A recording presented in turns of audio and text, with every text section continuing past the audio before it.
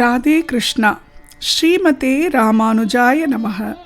யோ நித்யம் அச்சுத பதாம்புஜ யுக்ம ருக்ம வியாமோகதாம் ஸ்ததிதராணி த்ரிணாய மீனே அஸ்மத்குரோர் பகவதோ தயேக சிந்தோஹோ ராமானுஜஸ்ய சரணம் சரணம் பிரபக்ஞே. 51வது வாக்கியம். இங்கும் உண்டு என்றேனோ பிரகலாதனைப் போலே, இங்கில்லை என்றேனோ ததிபாண்டனைப் போலே, காட்டுக்கு போனேனோ பெருமாளைப் போலே, கண்டு வந்தேன் என்றேனோ திருவடியைப் போலே, இரு கையும் விட்டேனோ திரௌபதியைப் போலே, இங்கு பால் பொங்கும் என்றேனோ வடுக நம்பியைப் போலே. ஸோ போன வாக்கியம் ராமானுஜருக்கு நேர் சம்பந்தப்பட்ட ஒரு வாக்கியம். இந்த வாக்கியமும் ராமானுஜரன் ரொம்ப அழகாக அவரை அப்படி அசத்தின ஒரு வாக்கியம், அவரை சம்பந்தப்பட்ட ஒரு வாக்கியம், ரொம்ப அழகான வாக்கியம். இந்த வாக்கியம் கேட்டதுக்கப்புறம் நம்ம எல்லாருக்குமே மேல்கோட்டை போகணுன்ற அந்த ஆர்வமும் ஆசையும் வந்துடும். அந்த மாதிரி ஒரு வாக்கியம் இது. என்ன வாக்கியம்? இரு மிடரு பிடித்தேனோ செல்வ பிள்ளையை போலே. இரு மிடரு பிடித்தேனோ செல்வ பிள்ளையை போலே. மிடருனா கழுத்து. கழுத்தை இறுக்கி பிடிச்சேனா செல்வ பிள்ளை. அதை பற்றின ஒரு வாக்கியம். நம்ம இதை போக போக இந்த வாக்கியத்தோட அர்த்தமும் நமக்கு கிளியராக புரியும். ஒரு சந்தர்ப்பத்தில் ஸ்ரீரங்கத்துலேருந்து ராமானுஜர் கிளம்பக்கூடிய ஒரு சந்தர்ப்பம் வந்துடுத்து. இந்த கிருமி கொண்ட சோழன்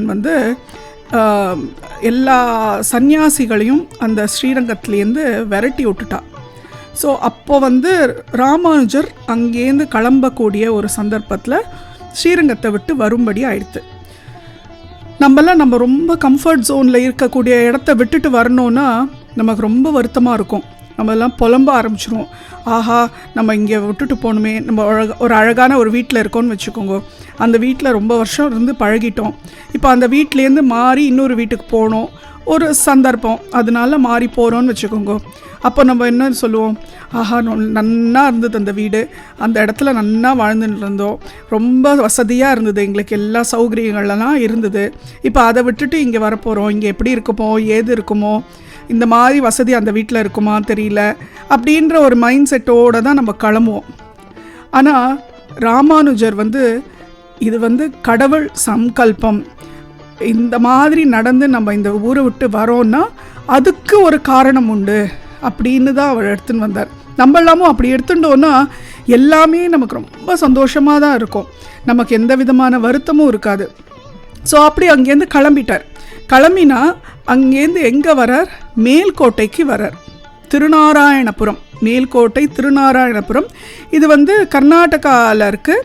கர்நாடகாவில் மண்டியா, மைசூர் போகிற வழியில் மண்டியா கிட்ட ஒரு கட்டிங்குள்ளே போனால் இந்த மேல்கோட்டை திருநாராயணபுரம் வருது. அந்த இடத்துக்கு வரார். வந்தால் அங்கே என்னென்னா அவருக்கு ரொம்ப மனசு வருத்தமாக இருக்குது. ஏன்னா இங்கே திருமண் பட்டியே இல்லை, திருமணே கிடைக்கல. நெத்தியில் பாழ் நெத்தியோடு இருக்கார், திருமண் கிடைக்கல இட்டுக்கிறதுக்கு. அப்போது பெருமாளை வேண்டிக்கிறார், எனக்கு திருமண் வேணும், நெத்தியில் இட்டுக்கிறதுக்கு பாழ் நெத்தியாக இருக்கக்கூடாது. ஏன்னா நம்ம பாழ் நெத்தியாக இருக்கவே கூடாது. ஆணாக இருந்தாலும் சரி பெண்ணாக இருந்தாலும் சரி நெத்தி கண்டிப்பாக இட்டுக்கணும். அதுதான் தெய்வீக அம்சம். அதனால அதை கண்டிப்பாக இட்டுக்கணுன்றதுனால அவருக்கு ரொம்ப வருத்தம். பெருமாள் அன்றைக்கி அழகாக கனவுல வந்துட்டார். கனவுல நான் சொல்கிறேன், பட் ஆக்சுவலாக இதுக்கு பேர் அனுபூத்தின்னு சொல்லுவோம், அனுபவம். It's an experience of the divinity. So அவருக்கு பெருமாள் சொல்கிறார், நீ இங்கேருந்து ஒரு வடக்கு பக்கம் போ, அங்கே உனக்கு ஒரு பெரிய புத்து கிடைக்கும். புத்துக்கு பக்கத்தில் ஒரு குளம் இருக்குது. அந்த குளத்தில் கருடர் நிறைய திருமணம் எடுத்துன்னு போட்டிருக்கா, திருமண் கட்டியெல்லாம். அங்கே உனக்கு திருமண் கிடச்சிரும். அந்த புத்தை நீ எடுத்தேன்னா உனக்கு புத்துக்கு அடியில் பல ஆயிரக்கணக்கான வருஷம் முன்னால் ஸ்தாபனம் பண்ண நாராயணனோட விக்கிரகம் கிடைக்கும். நான் என்னையும் நீ பெறுவாய் அப்படின்னு நாராயணனோட விக்கிரகம் உனக்கு கிடைக்கும். நீ அதை எடுத்து ஸ்தாபனம் பண்ணு அப்படின்னு சொல்லி பெருமாள் சொல்கிறார். சரின்னு ஒரே சந்தோஷம். நெக்ஸ்ட் டே சிஷ்யர்கள் எல்லாம் கூட்டிகிட்டு ராமானுஜர் போகிறார் அந்த இடத்துக்கு. போனால் அங்கே அழகாக ஒரு புத்து இருக்குது. அந்த புத்தெல்லாம் விளக்கிட்டும் அங்கே துளசி செடியெல்லாம் இருக்குது. எல்லாத்தையும் விளக்கிட்டு பார்த்தா அழகாக நாராயணனோட மூர்த்தி கிடைக்கிறது, உற்சவ மூர்த்தி. அதுதான் இன்றைக்கி நம்ம திருநாராயணபுரத்தில் பார்க்கக்கூடிய, மேலுக்கோட்டை திருநாராயணபுரத்தில் பார்க்கக்கூடிய மூர்த்தி வந்து ராமானுஜர் எடுத்து அங்கே திரும்பியும் ஸ்தாபனம் பண்ணி வச்ச ஒரு மூர்த்தி தான். ஸோ அந்த மூர்த்தி அழகாக எடுத்து ஸ்தாபனம் பண்ணிடுறார். அதே மாதிரி பெருமாள் சொன்ன மாதிரி பக்கத்தில் குளம் இருக்குது, குளத்தில் நிறைய திருமண் கட்டியெல்லாம் இருக்குது, அதெல்லாம் எடுத்து அவர் திருமண் இட்டுக்கிறார். சந்தோஷமாக பெருமாள் கோவிலை ஸ்தாபனம் பண்ணி அப்போ அவர் வந்து சொல்கிறார் சிஷ்யர்களுக்கெல்லாம், இந்த பெருமாள் வந்து சாதாரண பெருமாள் இல்லை, ரொம்ப பழையங்காலத்து பெருமாள் அப்படின்னு சொல்லி ஸ்தாபனம் பண்ணி அழகாக இந்த பெருமாளுக்கு எல்லா சோடச உபச்சாரங்கள்லாம் பண்ணின்னு வரா. ரொம்ப அழகாக இருக்குது கோவில், அவ்வளோ அழகாக ஸ்தாபனம் ஆயிடுத்து. சிஷ்யர்கள்லாம் கேட்குறா, இவ்வளோ அழகாக கோவில் ஸ்தாபனம் பண்ணிட்டோமே, நம்ம வந்து இந்த கோவில் பெருமாளுக்கு வந்து உற்சவமெல்லாம் வைக்கணும் அப்படின்னு சிஷ்யர்கள்லாம் சொல்கிறா. உடனே ராமானுஜர் சொல்கிறார், உற்சவம் பண்ணுறதை பற்றி இல்லை, ஆனால் உற்சவம் பண்ணுறதுக்கு வந்து உற்சவ மூர்த்தி வேணும். இந்த கோவில் இவர் வந்து மூலவரை வந்து வெள்ள வீதிக்கு ஐஷன் போக முடியாது. மூலவர் வந்து ஸ்தாபனம் பண்ணிட்டா அங்கே தான் கர்ப்பகிரகத்தில் தான் இருப்பா. நம்ம வந்து அதை வெளில எடுத்துன்னு போக முடியாது, அந்த பெருமாளை நம்ம உற்சவரை தான் வெளில ஐஷன் போக முடியும். ஸோ இந்த கோவிலில் உற்சவர் இல்லையேன்ன உடனே சிஷ்யர்கள்லாம் சொல்கிறா, அப்போது நம்ம உற்சவ மூர்த்தி ஒன்று தயார் பண்ணலாமே அப்படின்றா.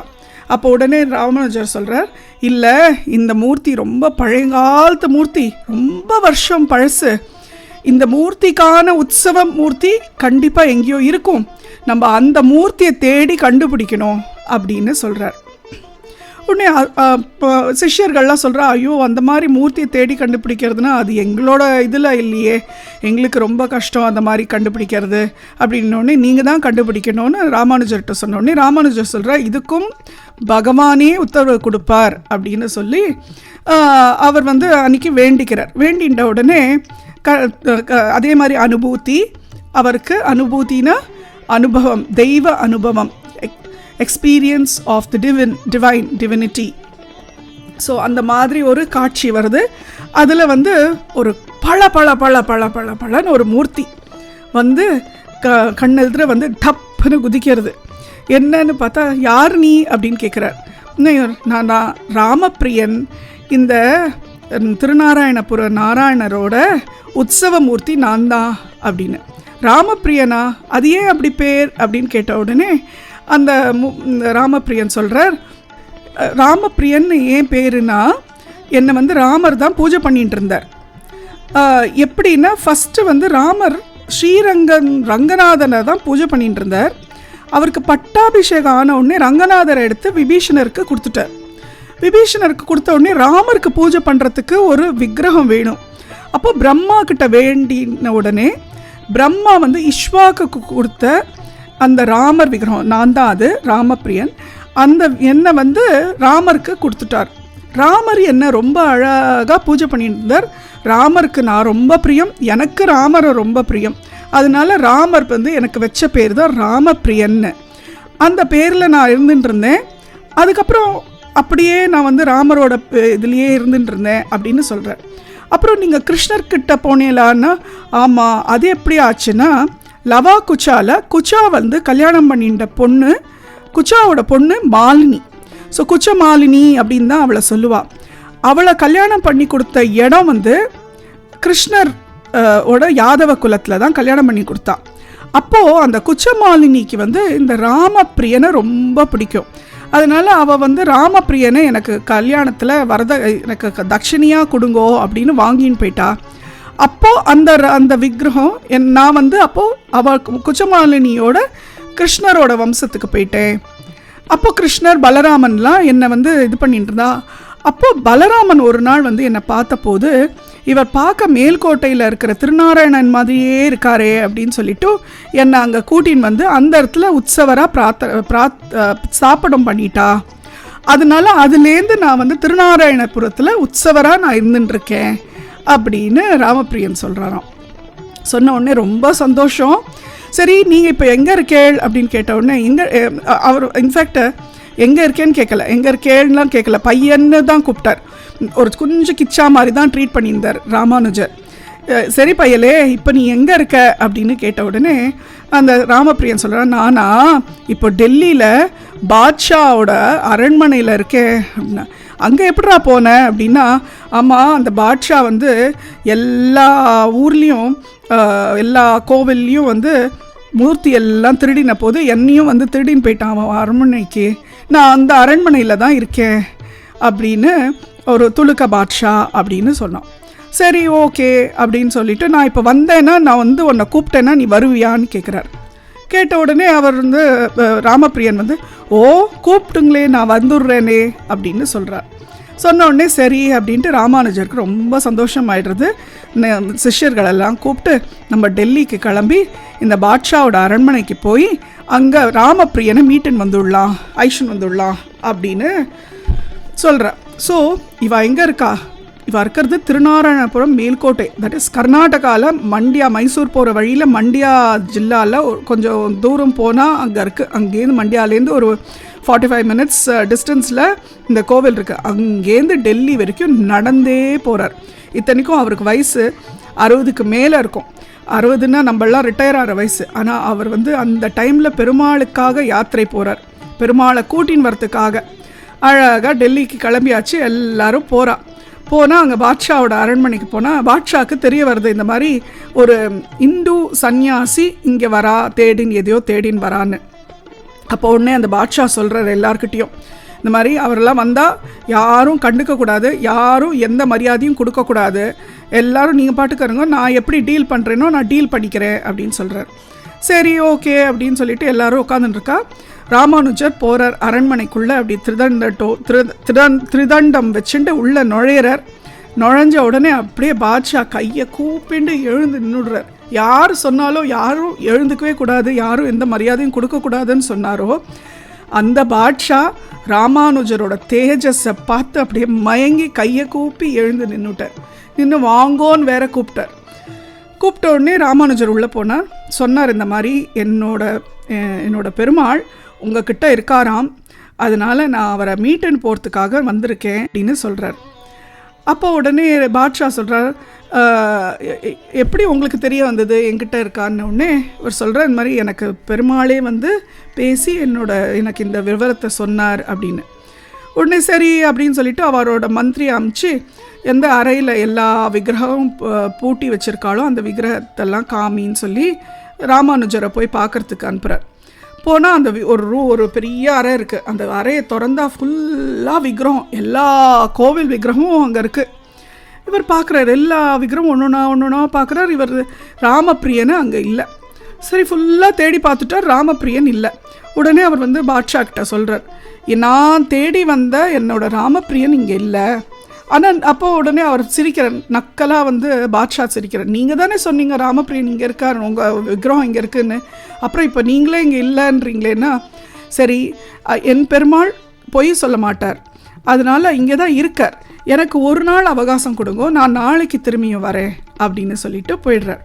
சரி ஓகேன்ட்டு அமுச்சு வச்சுடுறார். நாளைக்கு நெக்ஸ்ட் டே வந்து பெருமாளை கேட்குறார், நான் இவ்வளோ தூரம் தேடி வந்தேன் ஆனால் இங்கே இல்லையே அப்படின்னோடனே ராமப்பிரியன் திரும்பி வந்துடுறார். வந்து அனுபூதியில் வந்துட்டு சொல்கிறார், நான் இங்கே தான் இருக்கேன் அப்படின்னு வெக்கப்பட்டுட்டு சொல்கிறார்.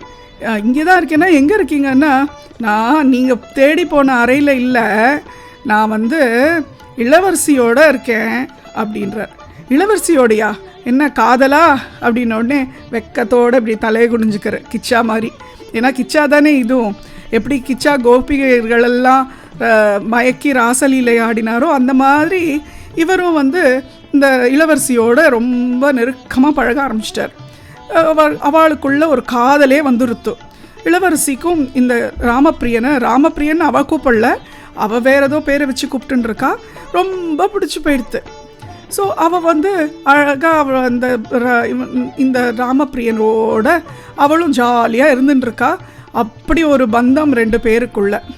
ஸோ அது சின்ன வயசு பொண்ணு தான், இளம் வயசு ஒரு 18-19 வயசு பொண்ணு தான் அந்த இளவரசி. ஸோ உடனே ராமானுஜர் என்ன பண்ணுறார், சரி பாட்ஷா கிட்ட போகலாம் அப்படின்ட்டு பாட்ஷா கிட்ட போகிறார். போன உடனே பாட்ஷா கிட்ட சொல்கிறார், இந்த மாதிரி உங்கள் வீட்டில் உங்கள் இளவரசிக்கு கூட தான் என்னோட பெருமாள் இருக்கார் அப்படின்னு உடனே பாட்ஷாக்கு செம்ம கோவம் வந்துடுத்து. நீங்கள் சன்னியாசின்னு நினச்சேனே, என்னோட அந்தபுரத்துக்கெல்லாம் போய் என்னோட இளவரசியெல்லாம் பார்க்குற அளவுக்கு நீங்கள் வந்துட்டேளா அப்படின்னோடனே, இல்லை மன்னிக்கணும், நான் உங்களோட இளவரசியை பார்க்குறதுக்கு அந்தப்புறமெல்லாம் போவே இல்லை, என்னோட பெருமாள் தான் எனக்கு சொன்னா அப்படின்ன உடனே பாட்ஷா சரி வாங்க நம்மளும் போய் பார்க்கலாம் அப்படின்ட்டு அவள் நேராக போகிறா. போய் அந்த அந்தப்புறத்துக்கு போயிட்டு இளவரசியோட ரூமுக்கு போனால் இளவரசி தூங்கின்னு இருக்கா. இந்த ராமப்பிரியன் பக்கத்தில் கட்டின்ட்டு தூங்கின்னு இருக்கா. உடனே இங்கேருந்து ராமானுஜர் சொல்கிறார், அவள் எல்லாரும் வாசலில் தான் நின்றுட்டுருக்கா. அந்தப்புறம் கதவை திறந்து அங்கேருந்து எட்டி பார்க்குறா. அப்போது ராமானுஜர் சொல்கிறார், இது பாரு, இதோ அந்த படுத்துன்னு இருக்காருல்ல, அவர் தான் என்னோட பெருமாள் அப்படின்னு. ராஜா அசந்து போயிட்டார். எப்படி இந்த மாதிரி தெரிஞ்சிருக்கு, எனக்கே தெரியாதே அப்படின்னு அவர் அசந்து போகிறார். அசந்து போயிட்டு அவர் உடனே என்ன பண்ணுறார், சரி நீங்கள் உங்களோட பெருமாளை நீங்கள் கூப்பிட்டுக்கோங்க, நீங்கள் தான் பேசுறது பெருமாள்னு சொல்கிறீல்ல, நீங்கள் உங்கள் பெருமாளை கூப்பிட்டுக்கோங்க, வந்தால் கூட்டின்னு போங்கோ அப்படின்னு சொல்லிடுறார். உடனே ராமானுஜர் என்ன பண்ணுறார், அங்கே அழகாக சப்பலாங்கால் போட்டுன்னு உட்காந்துன்றார். அந்த இதில் அரண்மனையில் கீழே அந்தப்புறத்துக்கு முன்னால் உட்காந்துன்றார்.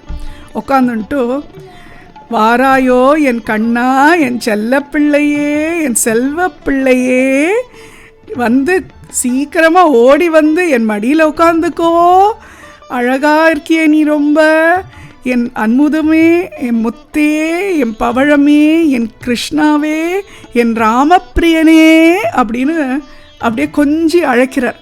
அப்படி அழைச்ச உடனே அப்படியே இந்த படுத்துன்னு இருக்கிற அந்த இளவரசியோட கையெல்லாம் அப்படி விளக்கிட்டோ இந்த ராமப்பிரியன் எழுந்து தப்புன்னு குதிக்கிறார்.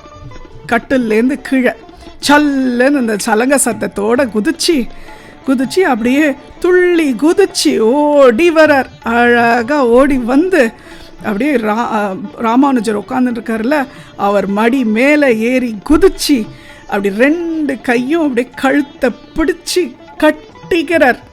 அப்படி கட்டின்ற உடனே ராமானுஜருக்கு ஒரே சந்தோஷம். இங்கே பார்க்குற பாதுஷாக்கு நம்பவே முடியல. அவளுக்கெல்லாம் எப்படின்னா இது ஒரு விக்கிரகம் குதிச்சு வரா மாதிரி தெரிகிறது. ஆனால் ராமானுஜருக்கு சாக்ஷாத் ஸ்ரீஹப்பதியான கிருஷ்ணரே கொஞ்சம் கிருஷ்ணாவா அழகாக காலில் தண்டை சலங்க போட்டுண்டு அழகாக துள்ளி குதிச்சு ஓடி வரா மாதிரி அவருக்கு காட்சி கொடுக்குறார். அழகாக கட்டின்ட்டார். பாட்ஷாக்கு பயம் வந்துருத்து. என்னடா இது மாயமாக இருக்குது, இந்த விக்கிரகம் பேசுறது, இந்த விக்கிரகம் நடக்கிறது, டான்ஸ் ஆடுறது, என்னது இது அப்படின்னு சொல்லி பயம் வந்துருத்து. அவர் சொல்கிறார், நீங்கள் சீக்கிரமாக உங்களோட விக்கிரகத்தை தூக்கின்னு போங்கோ அப்படின்னு சொல்லிடுறார். ராமானுஜரும் நினைக்கிறார், ஆமாம் இந்த இளவரசி எழுந்துக்கிறதுக்கு முன்னால் நம்ம ராமப்பிரியனை இங்கேருந்து கூட்டின்னு போயிடணும், இல்லைன்னா நம்ம அந்த இளவரசி ராமப்பிரியனை விடமாட்டா அப்படின்னு சொல்லிட்டு உடனே அங்கேருந்து சிஷ்யர்களெல்லாம் கூட்டிண்டு ராமப்பிரியனையும் அழகாக தோள் மேலே தூக்கிண்டு அழகாக கிளம்பியாச்சு. அவர் சொல்கிறார், இப்படி வேணாலும் கண்டிப்பாக இளவரசி எழுந்துட்டானா தேடின்னு வருவா அப்படின்னு சொல்லி கிளம்புறார். கிளம்பினார்னா இப்போ என்ன நடக்கிறதுன்னு நம்ம பார்ப்போம், நாளைக்கு பார்ப்போம். சரியா? ராதே கிருஷ்ணா.